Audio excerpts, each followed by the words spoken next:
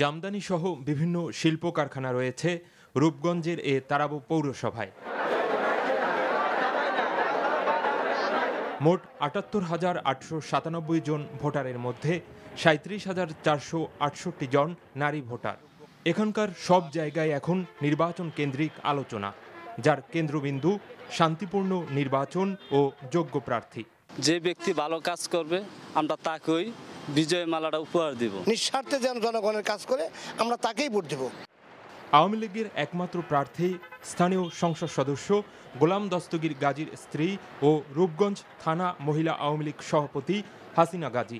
অনেক আগ থেকেই তিনি উন্নয়নের স্বপ্ন দেখাচ্ছেন ভোটারদের। মুরব্বীদের কথার জন্য আমি রূপগঞ্জে এই মেয়র মতটা প্রকাশ করলাম। 100% আমার বিশ্বাস যে আমি ইনশাল্লাহ পারবো।